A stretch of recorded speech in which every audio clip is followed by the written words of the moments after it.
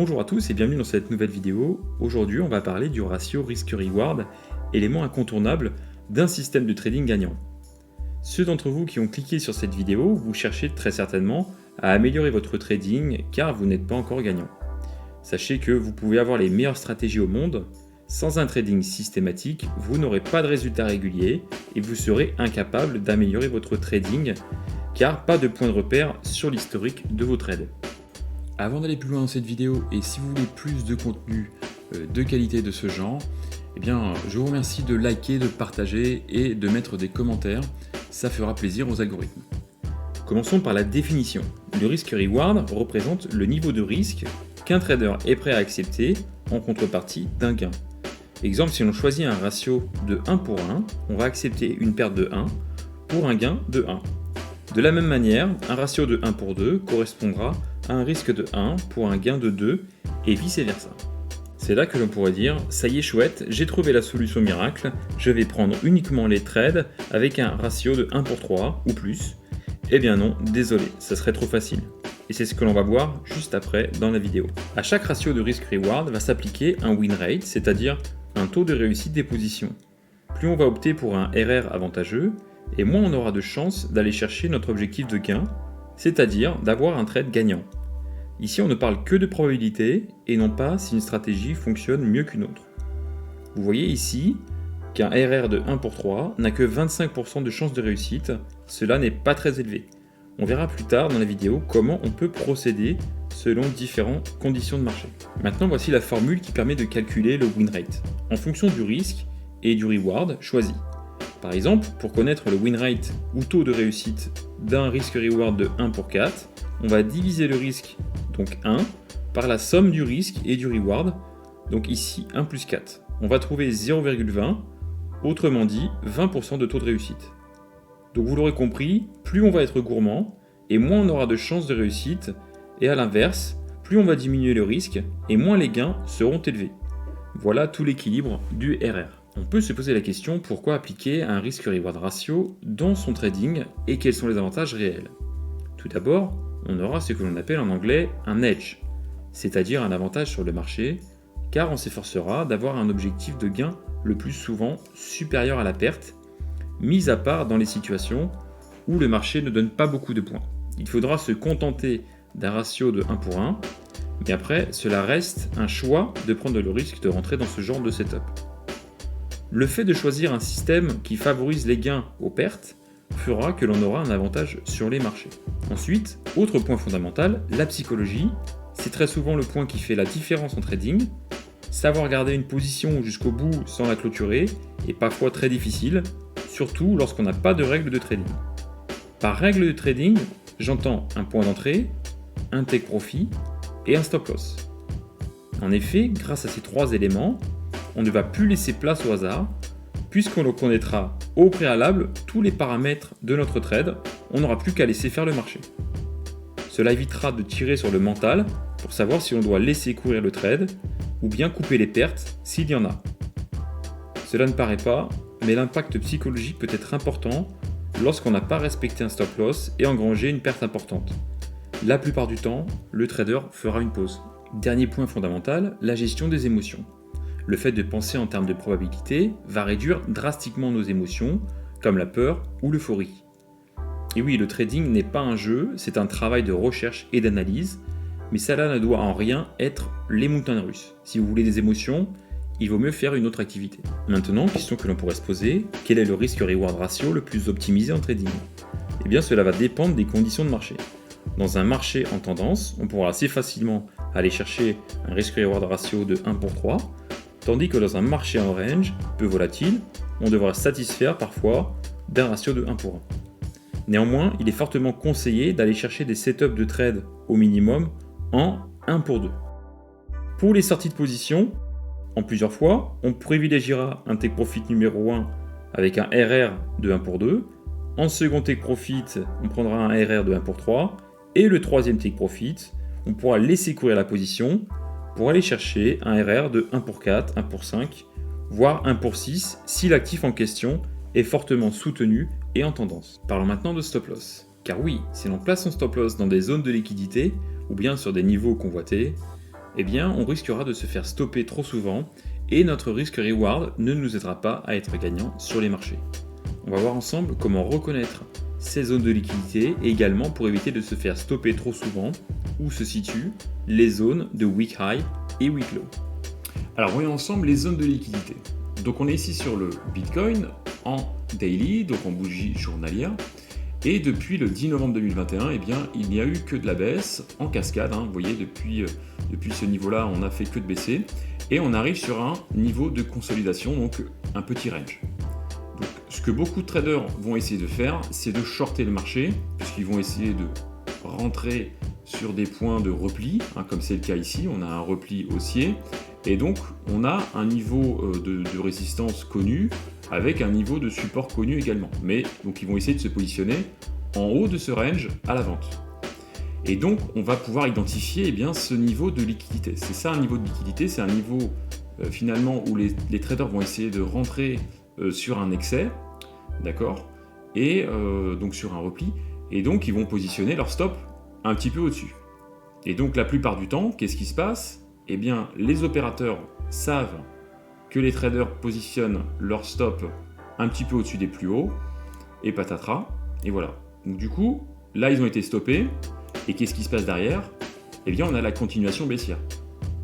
La problématique donc de trader un range comme ici, c'est de se faire stopper, donc on va attendre la plupart du temps d'avoir une confirmation, donc là on a bien un pullback, d'accord, on a un excès ici, et on a une réintégration donc dans la zone. Et c'est là finalement que l'on va re-rentrer dans le trade. On ne va pas essayer de rentrer sur des niveaux de résistance ou de support, puisque ces niveaux sont des zones de liquidité et sont travaillés. D'accord ? Alors, autre exemple sur les zones de liquidité. Ici, on était donc le 14 avril sur les niveaux donc à 65 000 $ du Bitcoin. On a eu donc un plus haut et on avait ensuite une forte réaction des marchés, donc qui a bien corrigé sur le Bitcoin, et donc on a eu cette grosse bougie avec une mèche, et un volume assez fort, donc on s'est dit ok, on a certainement tapé les plus bas, et derrière vous voyez qu'on est venu consolider, on a retesté ce niveau-là pour revenir et arriver sur un retest ici.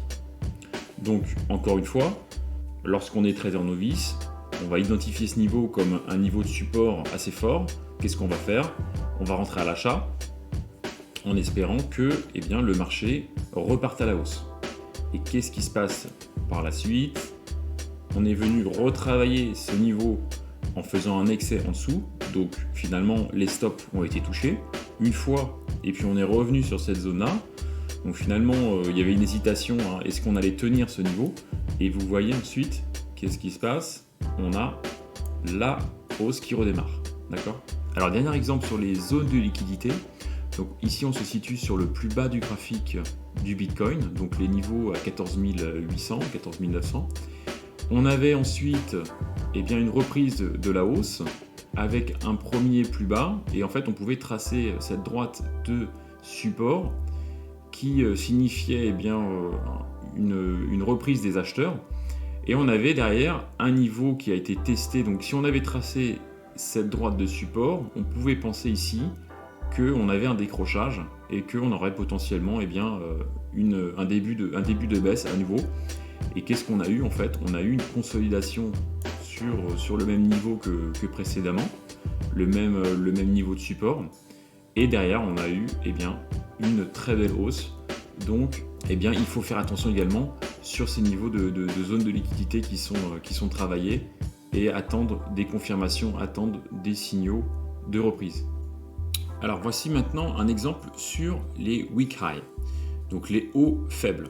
D'accord ? On est sur le graphique de Cardano versus USDT. Ok, donc on a une forte baisse, comme on a pu le connaître précédemment sur les cryptos. Donc l'idée aurait pu être d'essayer de trader Cardano à la vente, donc dans la continuation baissière, en essayant de se positionner, par exemple, sur ce niveau-là.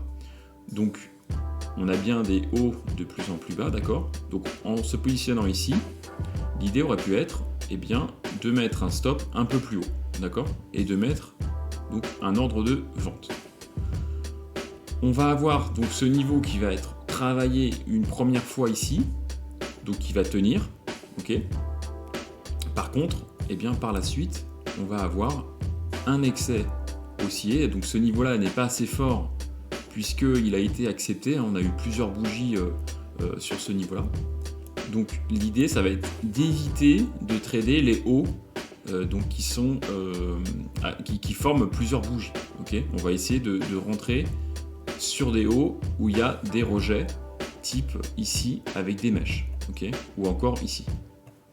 Donc évitez de trader les weak high, puisque vous voyez ici, eh bien, ils sont retestés par la suite. Et ensuite, donc, on avait la continuation baissière depuis ce niveau-là. Alors, autre exemple sur Cardano, encore une fois, pour illustrer les weak low, donc, ou bas faibles. Ce sont des zones basses, donc faibles.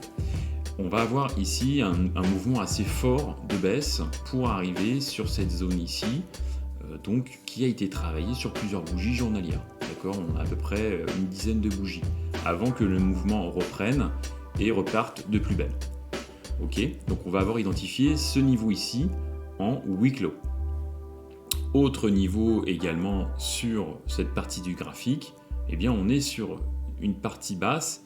Ici vous voyez qu'on a pas mal de bougies, qu'on a un petit range qui s'est formé et ensuite eh bien on est reparti de plus belle. Ok, donc ces zones-là, il faut faire attention puisqu'elles sont la plupart du temps retravaillées. Si on voit sur la suite du graphique, on s'aperçoit finalement qu'il y a eu une très jolie baisse et que cette bougie assez énorme en fait, avec ce volume, eh bien, elle vient exploser ces niveaux-là. Donc les stops qui avaient été positionnés en dessous ont tous été déclenchés. C'est encore une fois une zone de liquidité. Et donc, pour repartir ensuite, vous le voyez, de plus belle. Donc, il faut faire attention à ces niveaux-là et ne pas anticiper finalement un rebond automatique sur ces niveaux, attendre de voir la réaction du marché, voir les niveaux de volume également, et puis s'il y a des mèches. Et là, vous voyez derrière qu'on n'a jamais repris ces niveaux par la suite. Allez, on va regarder ensemble un exemple sur la crypto NIR. Donc, ce qu'on voit ici sur le graphique, c'est que l'on était sur un range sur cette partie-là. Hein, donc on est resté entre 7,30 et 4 euros pratiquement. Ensuite, on est venu chercher un niveau plus bas pour accumuler potentiellement, puisque après on a vu que on a créé une hausse. Et donc on a un changement de conditions de marché ici, des nouveaux plus hauts par rapport au précédent, okay, avec du volume. Et puis on a eu des replis et des retests sur ce niveau-là ancien. Mais on n'a pas pu casser véritablement puisqu'on manquait de liquidité. Donc ce qui va nous intéresser ici, finalement, ça va être un retest de cette zone-là, donc un swing low, que l'on va identifier ici dans le rectangle. D'accord, donc c'est potentiellement un range d'accumulation après une période de repli. Okay. Ce qui va nous intéresser, c'est ici qu'on a eu deux fois le prix qui a touché donc les 6,41. Mais cela ne forme pas un niveau de rejet, c'est plutôt un niveau accepté. Donc ce qui fait que par la suite, le marché potentiellement va essayer de retester ce niveau. Et c'est ce qui s'est passé ici. On a eu une mèche. Donc dans une stratégie de test de zone de liquidité, on pourrait rentrer ici donc en long, position longue, ok, avec donc un SL que l'on positionnerait en dessous de la bougie d'initiative ici, ok, et donc un take profit en x3, donc un petit peu aux alentours de 47%, grosso modo c'est ça. Donc en TP1, puisque là on a décelé en fait que l'on était dans un marché qui change de conditions et potentiellement un marché haussier, d'accord. Donc ce qui va se rajouter au trade au niveau des confluences, pour nous conforter dans notre prise de position, ça va être que le prix va s'arrêter sur le début de la bougie au niveau des initiatives. Donc potentiellement, c'est une position qui est défendue. Les initiatives ici à l'achat sont défendues. Ça va concorder avec pile poil le début de cette bougie. Donc dans un scénario où on sortirait en plusieurs fois du trade, Donc on l'a dit précédemment, hein, on prendrait donc une première sortie partielle de position au 47% d'accord, de gain, avec donc 16% paire, donc ça fait bien un ratio de 1 pour 3.